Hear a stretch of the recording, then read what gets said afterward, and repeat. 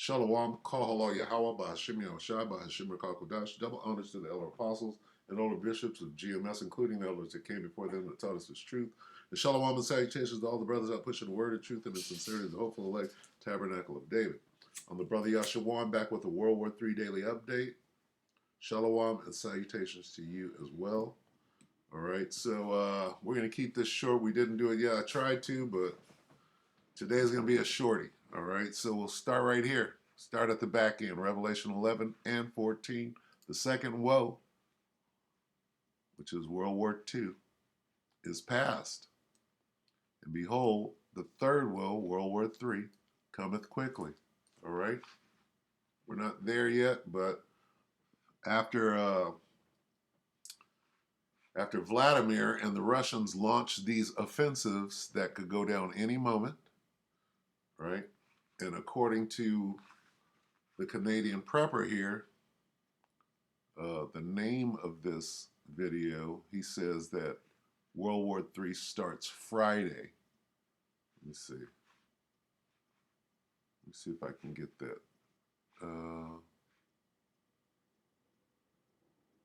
Let's see. Bear with me. What the hell is that? It's a lock.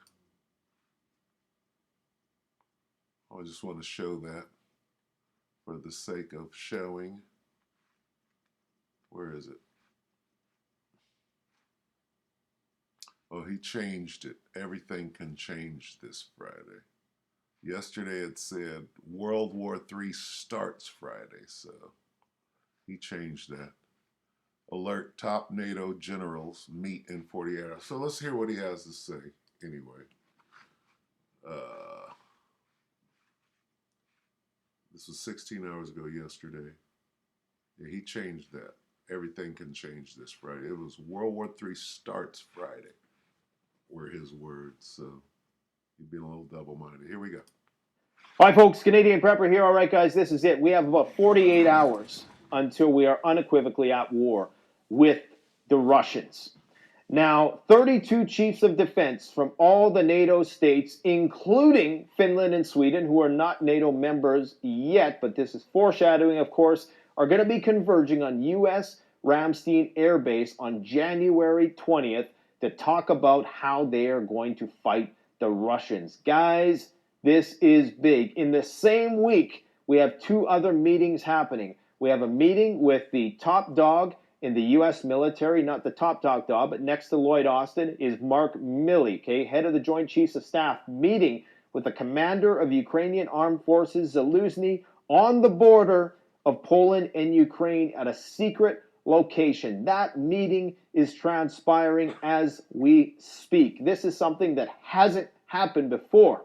I need to emphasize, this has not happened before. On the same week, you have the World Economic Forum, perfectly timed to fall right before this meeting at U.S. Ramstein Air Base. Guys, this is huge. This will be a watershed benchmark moment in the timeline of escalatory events towards World War III. I mean, this is crazy. This could be the week this is the make or break week. If NATO doesn't decide to go all in at this point, then maybe there's some hope that peace can be achieved. But I'm thinking that if we're taking Ursula von der Leyen, the head of the European Commission, and Jens Stoltenberg, and Biden, and Blinken, and all these people on their word, including Ukraine, that they are going to support Ukraine to the bitter end, do you seriously think that that is going to be achieved by 14 Challenger tanks from the UK, or a few HIMARS systems, or some Patriot systems, or some Leopard 2 systems? No. What this means is that this is just the beginning. These 32 guys would not be meeting about this situation for no reason. Okay, this is big, and you gotta think, if you're Vladimir Putin right now and you have all of these chiefs of staff of all the militaries that you're against, who the body of NATO was effectively designed to fight the Russians, all in one place, you gotta know that his finger is hovering over the hypersonic button right now. Let me break in real quick. And when you understand that NATO, the EU, in the United States are known in the Bible as the beast, right? Then you see this whole thing jumping off the pages, right, of the scriptures, the prophecies coming to pass, all right? Exactly the way they said it would 2,000 years ago when it was written, right? Validating that God exists, all right? This isn't happenstance. This is all very calculated by who? By God, all right? Let's listen to a little more of this, and I'll get a couple of scriptures to show you that God is the one bringing this third world war. We just read the third woe cometh quickly. Well, we see it fomenting right here. All right? They're at Davos right now. Okay? And what they're doing is they're finalizing what must be done next. Vladimir Putin is about to launch offensives. Okay? Waiting for the ground to freeze over because it's going to be a tank battle, right? And they're going to do some air destruction as well. I'll just put it that way. And they're going to flex a little bit of their power that's going to force NATO and the EU to respond, at which point things are going to spiral completely out of control and ignite all of their allies, China, okay, North Korea, are all going to suddenly, right, plunge into the battle and on different fronts, okay? Same thing on the other side. America and its allies, right, are all going to, do what they must do. Why? We'll find out in a moment. All right, let this guy talk a little more. As he could probably do a serious decapitation strike if he wanted to. I'm not saying he's going to do that. Of course, that would elicit a nuclear response from NATO, the likes of which this world has never seen, and hopefully we never see. But what this all means is that the shit's going to hit the fan, okay? Unless common sense prevails. And at this point in time, I don't even think there's an option for negotiation because the Russians aren't buying it. That's the whole problem, is that the Russians no longer trust the West.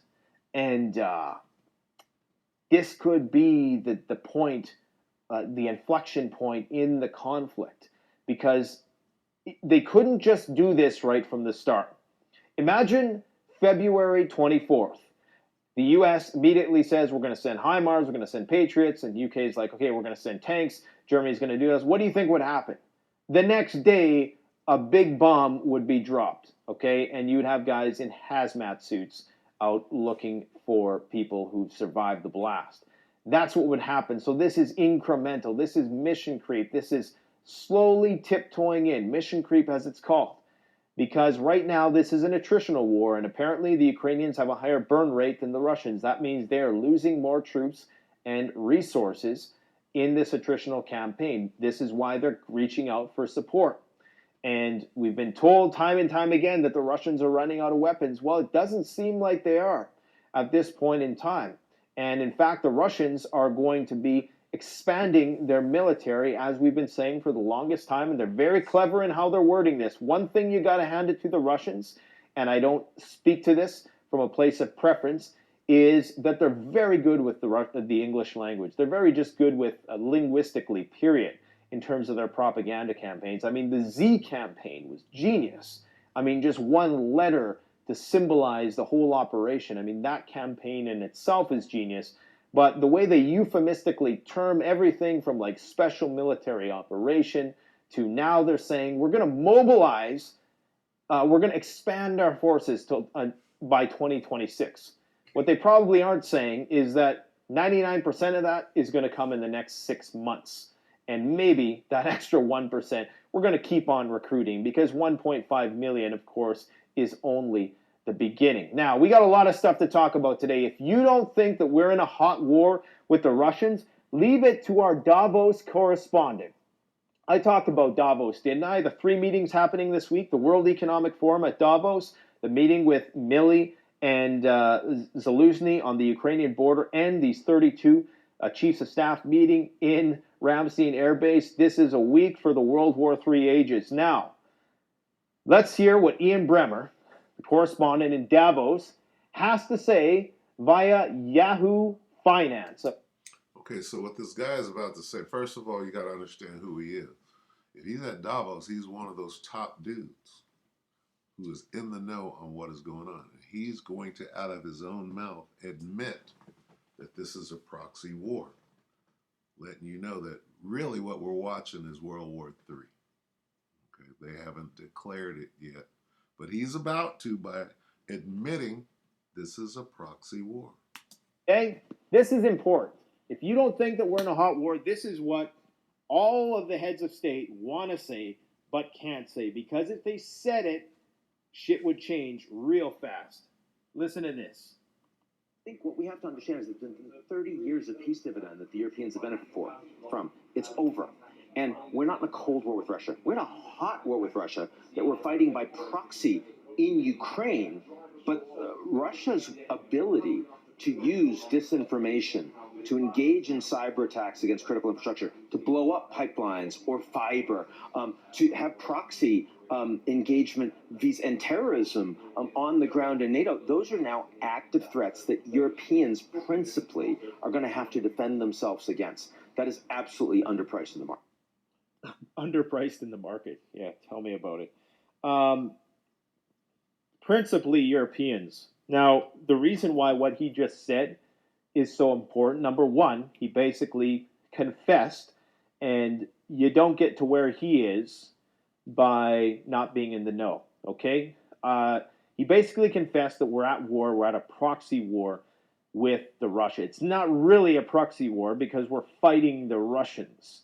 It would be a proxy war if it was a proxy war since 2014. A proxy war is when you have two armies that are supporting two groups that are fighting with one each other. At least that's how I would properly term a proxy war. Good enough. All right. Basically, World War III has already began. All right, and they're hiding it. That's what proxy war means. You're fighting the war through someone else, but you're furnishing logistics, arms, and actual soldiers on the under. Okay. All right. So going back to World War III cometh quickly. Yeah. Now let's quickly show why this is going on and who's behind it. All right. Joel 3. Joel 3.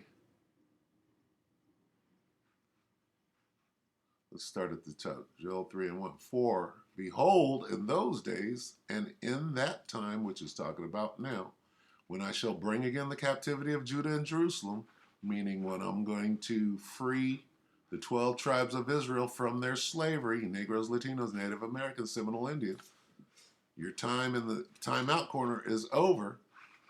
He's going to do this too. I, who is I? That's God. Who's behind all of this? God is behind this. I will also gather all nations and bring them down into the valley of Jehoshaphat. Why? Jehoshaphat is Yahweh Shaphat. Yahweh is the Most High's name. Shaphat means judgment. Okay?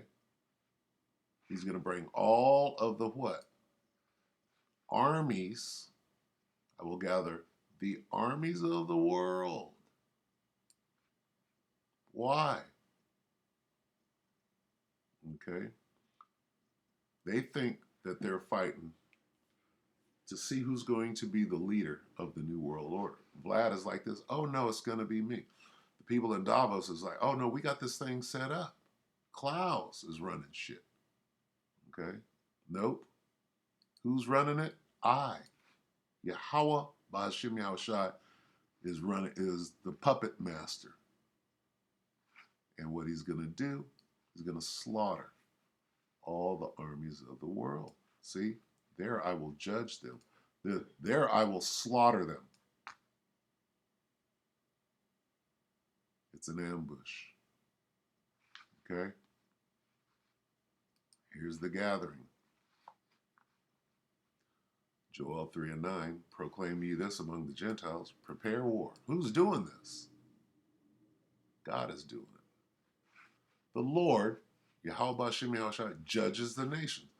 He said, prepare war, wake up the mighty men, let all the men of war draw near, let them come. God is doing it. People think they're going to fight. For whatever reason, they think they're going to fight. Who's doing it? I will also gather all nations. It's just that simple. And nobody can stop what they see.